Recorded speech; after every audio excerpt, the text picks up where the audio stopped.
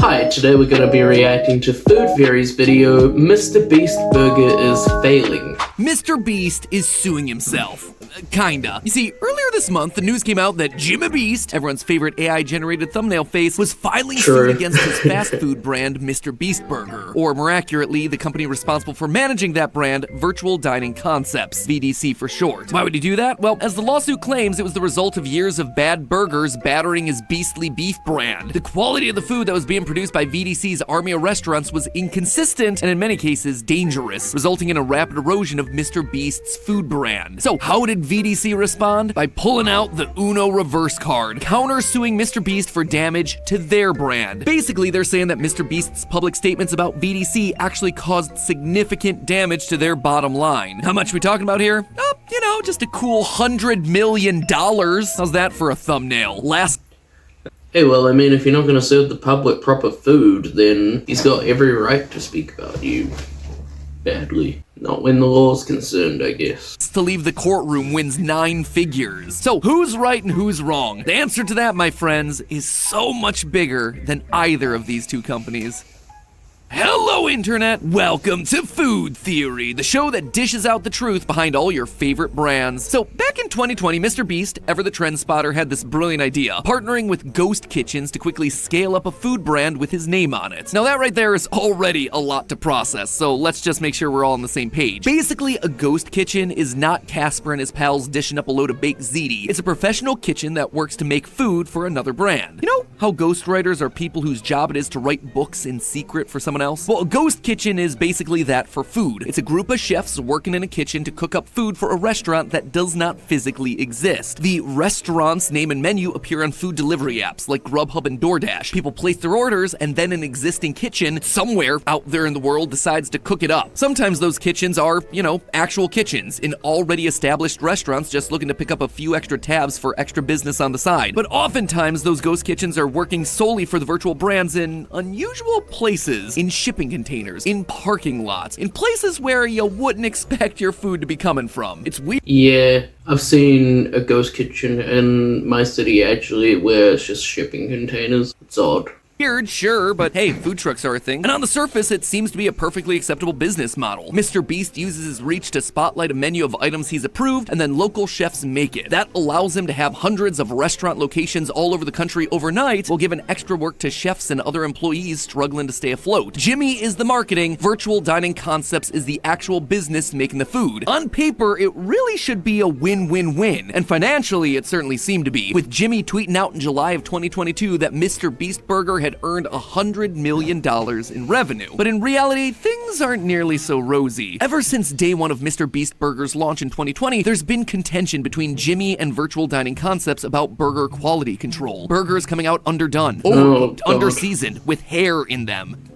Ooh. When you're relying on over 1,000 different kitchens with a vast range of ingredients and staff training at their disposal, the product is never gonna be the same. For example, compare Matt Stoney's video. Oh, dude, look at all that beef, look at all that cheese. 4 smashed crispy beef patties. To what Eddie Burback got. This tastes like a cafeteria burger. I mean, the difference is obvious. This burger patty does not look like this burger patty. And this is something that's openly acknowledged. Yeah, that's interesting. You know, I've heard a lot of actually good reviews about Mr. Beast Burger and that the burgers actually taste nice. Wasn't actually till this lawsuit that I found out the consistency wasn't the same all around.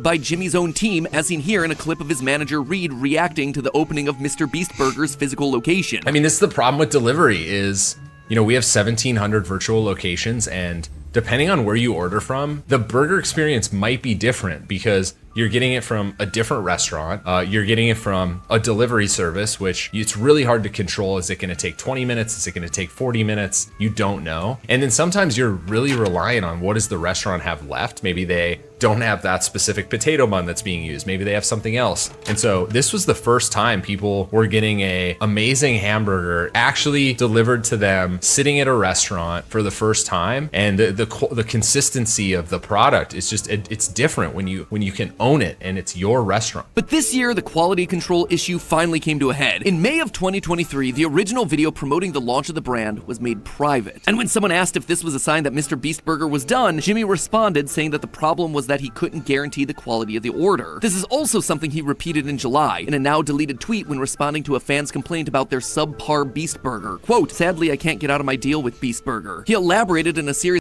of follow-ups about how the original intent of Beast Burger was to help restaurants make more money during the pandemic, but eventually it just became impossible to keep up quality working with restaurants that he doesn't own. When asked if this meant that he was retiring the brand, he said he would if he could, but the company he partnered with, VDC, wouldn't let him stop even though it was terrible for his brand. He acknowledged that a younger him had just signed himself into a bad deal. Which leads us then to today, with Jimmy filing a lawsuit against VDC claiming his contract with them should be null and void because they failed to uphold their part of the bargain. The kitchens under their management were sending out food that was, according to some of the fans who ordered it, revolting, disgusting, inedible, and likely the worst burger they ever had, which, you know, is saying a lot when Burger King's Barbie Burger is a product that exists. Looks like it's been... That looks awful. It looks like someone's put some pink frosting on it, and I think that's supposed to be bacon, but that does not look like bacon at all. And slathered in Pepto-Bismol. But here's where things really get spicy. VDC responded with a lawsuit of their own. According to them, yeah, Jimmy was right. Mr. Beast Burger's reputation was destroyed, but it wasn't by them delivering mistaken orders, it was rather by Jimmy himself airing the dirty laundry publicly, retweeting and elevating the relatively few instances of people's dissatisfaction with the food, publicly complaining about not being able to get out of his contract. They claim that he was engaging in a cash grab, trying to bully the company for his own monetary gain. And the damage done to their business, not just Mr. Beast Burger, but Virtual Dining Concept's complete brand of ghost kitchens, totaled over $100 million.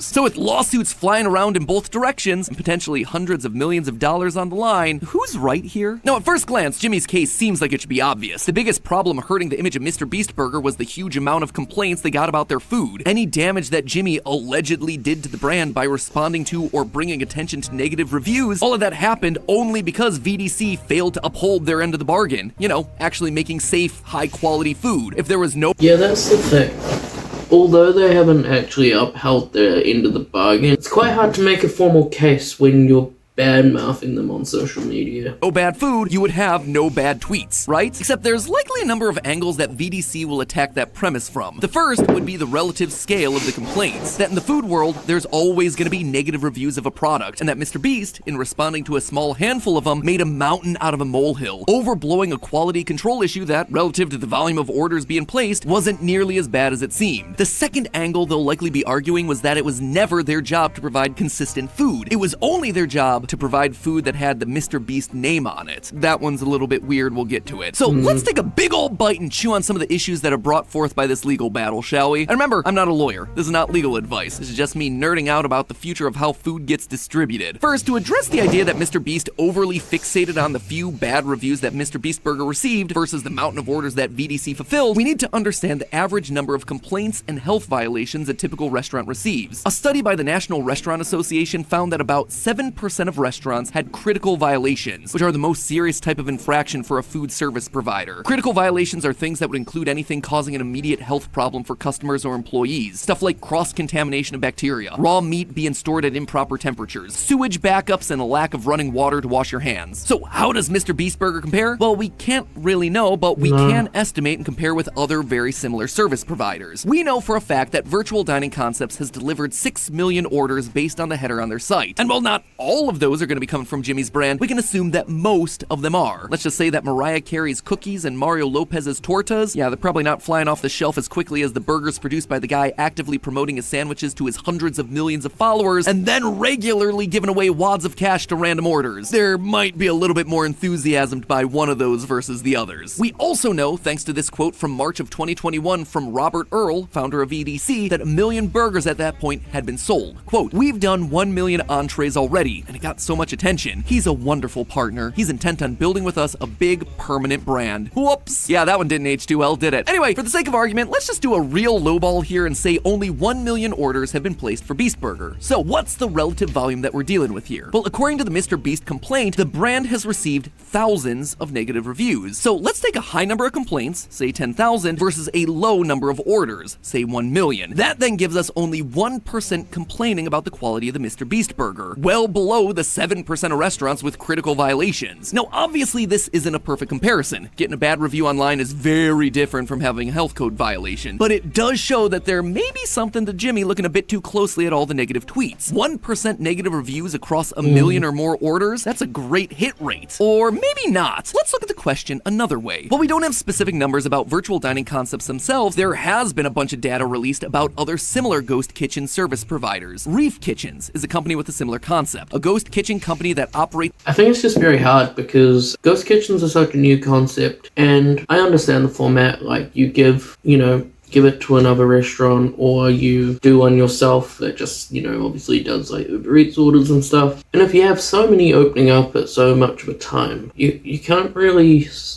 compare. But in my opinion, I feel like all the food should all be the same if you're ordering from the same brand. It's delivery-only virtual restaurants. And in 2021, an investigation into the company found that out of the 61 Reef Kitchens operating and inspected in Florida, 58 violated at least one health and safety concern. Of those, 21 separate kitchens had themselves a high-level safety violation, ranging from a lack of soap for proper hand washing of the chefs to storing meat at dangerously high temperatures. 2 units even had sewage leaking into the kitchen. So overall, a third of Reef's operations in Florida had a high-level violation, 33%, way higher than the national average that we talked about before of 7%. Now, to be fair, Reef only works out of non-traditional spaces like parking lots and shipping containers. Compare that to VDC, which has a mix of both non-traditional spaces and pre-established restaurant kitchens. So maybe VDC's handling of other brands is better? Nope, doesn't seem like it. I looked across the other brands in Virtual Dining Concepts roster and found a similar trend to Mr. Beast Burger. Negative reviews on account of incorrect orders, late deliveries, and the food just being bad. DJ Khaled's Another Wing boasts a 3-star average on Grubhub. Steve Aoki's Pizza Aoki reviews don't fare much better. Food was late, cold, gross. Even actual chef Guy Fieri decided to partner with VDC to bring his Flavortown kitchen to the virtual world. We work with inside of restaurants in over 25 cities around the country where we build a virtual kitchen in that restaurant. Within a few months, the brand expanded to 160 locations. Guy Fieri was a jewel in the VDC crown because he was a real chef given real legitimacy to the business. But look at the VDC website now. The brand is gone. Searching the Flavortown kitchen across food delivery apps completely vanished. The only remnants are its various 1-star reviews on Yelp with a very similar refrain. I trusted the brand, big mistake. The chicken guy sandwich I ate was not edible. The impression I'm getting is that there's a lot more stuff included in this that's not on the menu. Even Guy Fieri, experienced restaurateur, is struggling to find critical success with virtual kitchens. He bounced before his brand really suffered, just like Jimmy is looking to do now, but doesn't really seem able to do contractually. So really, it seems like Jimmy is in the right. He and many others have had their brands actively co-opted and weakened by these ghost kitchens operating irresponsibly. But unlike many other celebrities, doesn't seem like he's able to extract himself from the contract. So let's just talk about those contracts for a second, shall we? Because that actually brings up the second major issue with the case. Obviously, quality control is a huge problem, not just with VDC, but for the entire ghost kitchen industry. When you have a decentralized model and don't actively own any of the restaurants yourself, there's no real accountability there. If you're working in a Buca de Beppo, but you occasionally get a delivery order to Guy Fieri's Flavortown kitchen, if that order sucks, it's not really coming back to you. There's no true way to hold you, the worker at Buca de Beppo, accountable. It's not your primary job after all. The health of the actual main business is always gonna have to come first. And let's be honest, it's not like you were trained to do the menu items correctly anyway. Heck, probably didn't even have the right ingredients to make that item. You're just doing your best to replicate that one dish from that one fake menu amongst the hundreds of restaurants that may be operating out of your kitchen. I found 10 restaurants running out of the same kitchen. Does that sound like a lot of kitchens to you? Because if it doesn't, I lied. There are 44 restaurants on Uber Eats that all share this one address. So overall, there's not really a high likelihood of you getting that item right, nor is there much incentive to put in any extra effort. That is why these orders keep failing so hard. But then why isn't VDC themselves holding these restaurants accountable? Well, contractually, they might not have to. Now, while I wasn't able to get a hold of a contract for virtual dining concepts, I was able to find one for a similar company, Virtual Dining Brands. And let me just say, the services they promise to provide are pretty simple, to say the least. Here's the contract language they have in there. Quote, virtual dining is a business engaged in the development, promotion, advertisement, and sale of restaurant-prepared food through delivery application. For the purposes set forth, licensed products shall include mutually approved menu items for app-based delivery. That's it. No quality control, no minimum standard, no consistent recipe, just did we get food items branded with your name onto some Uber Eats menus? And if VDC's contract reads anything like that one, technically by the letter of the contract, they've done their job for Mr. Beast. Now, that seems insane, but that's also one potential danger of licensing out your brand. When a public figure licenses out their name or their likeness, you're basically given permission to another company to represent you out in the marketplace. They're using your intellectual property to produce or sell something. The nice thing about that is it's a quick way to scale up. Classic example of this in the YouTube space is with merch. Very few YouTubers are actively doing their own merch in-house. Instead, they're licensing their logos and catchphrases out to third parties in order to do for them. That allows you. That is very true. Yeah, some notable things: District Lines, Killer Brands, Fanjoy, but I don't know, I just feel when it comes to food it should be different. But if that was what the contract reads, that basically they're just saying, yo, we put your label on it and sold it on delivery apps, that's all we had to do, then technically they're not in the wrong. YouTubers to offer merch quickly without having to buy a bunch of equipment for themselves. It also lowers the overall financial risk for them because they're not having to hire a bunch of new employees to manage those workflows. And hey, you'll probably wind up with a better product than if you did it yourself anyway, because presumably you're working with people who know that space. Case in point, our new Theoryware, which just launched. There's some amazing products in the mix, like this incredible waterproof jacket with adjustable Velcro sleeves, this awesome vegan leather purple jacket, or this crisp white button-down with subtle circuit patterns around the neck. I couldn't have done any of that on my own. Instead, we partnered with people who know how to make quality clothing. Their background is, believe it or not, in cutting-edge street fashion. And their expertise, plus our ideas, led to a really awesome collaboration and a slate of new products that you can buy right now while supplies last via the link that you see on screen. However, the downside if you enter into a relationship like this, alright, Matt Pat with the brand plug, is that if that provider winds up being shady, you're the one having to clean up the mess. If your licensing contract isn't strict or specific enough and you're not keeping a close eye on the people who are using your brand, it's not them who are suffering, it's ultimately you that's left holding the bag. And I'm not talking about a cool bag like our new radioactive backpack available at theoryware.com. That's why Stop. restaurants like In-N-Out and McDonald's retain a ton of oversight over who's allowed to open up new establishments under their name. For one thing, they don't take all comers. It takes a rigorous application process, and once you clear the bar, you're still not done. You're committing a minimum of 20 hours a week to a franchise training program that lasts anywhere between 6 to 18 months. And after you've completed your basic training, then it's off to Hamburger University, which is a very real thing where franchise owners take classes on everything from management and strategy to company culture. And what do you get out of all of that training? You get yourself a consistent experience. A Big Mac is going to taste the same no matter what city or neighborhood you order it in. But with VDC, that attention to detail just doesn't seem to be there. And there doesn't really seem to be the necessary penalties in place to keep them incentivized to doing a good job for their clients. And you see, that right there is the issue with the entire ghost kitchen model. When everything's decentralized, not only do the mistakes pile up, but it becomes really easy to avoid responsibility. There's always someone else in the pipeline to blame. Always a layer of separation between you and the customer. VDC, in Yeah, that's the thing. It sounded like a good idea at the time with the illness and all that, but now that that's sort of done, it's just like not worth it. Mr. Beast Burger got all the benefits of being a big brand, like a huge number of customers signing up to buy food items from a name that they recognize. But apparently they weren't willing or equipped to bear the costs actually associated with delivering a consistent experience that would please the customer. And based on all their actions throughout this process, doesn't really look like they're contractually obligated to do it either. They just have to provide some food. Does any of this mean that the ghost kitchen model is inherently unworkable? No. At least I'm not willing to say that just yet. There may just come a company that has their own Hamburger University university that'll provide actual training to standardize practices and quality, as well as give a clear line of accountability. It may just wind up being that the companies that manage and run the logistics of virtual kitchens also have to supply their own ingredients. But what does all of this mean for Mr. Beast now? Honestly, if I were to guess, I expect VDC to actually be able to keep the Beast brand for at least one more year. That Ghost Kitchen contract I mentioned earlier was for a 3-year license, and I expect the VDC one to look pretty darn similar. I also suspect that they'll try really hard to hold on to Jimmy. Looking at the roster of their current clients, Jimmy is one of the only ones still on the site, making me think that the options there are limited. And without Guy Fieri, Jimmy is really the only jewel still left in their crown. To be honest though, I hope I'm wrong about this theory. I normally try to stay neutral with these sorts of episodes, but in this case, I gotta admit, I really feel bad for Jimmy in this sort of situation because I know how it sucks to have someone do a poor job with your brand, to trust someone to do their job and then them to just utterly botch it, and how one bad contract can ultimately have ripple effects that affect your business for years. It sucks. But whatever the solution, one thing is clear. Right now, the food for VDC seems to be secondary to the business. And even though business may be booming, when the food gets neglected, everything implodes. I guess that's what happens when you're on the bleeding edge. The bleeding, unsanitary, probably shouldn't be eating that edge. But hey, next time you do order from a virtual restaurant, or a real restaurant, make sure you keep that receipt. And that was Mr. Beast Burger's failing by food fury. I really don't think ghost kitchens are a great idea unless they stick to consistency and, like they said in the video, how you can learn all the practices and how to make it from the exact ingredients and blah blah blah. And I hope that comes in the future, but until then, just gotta put up with it. Anyway, if you liked today's video, please don't forget to leave a like and also subscribe, and also tell me what you would like to see me react to next. Thank you for watching. An epiphany, they be coming at me at night. My tongue sharper than any one of your knives.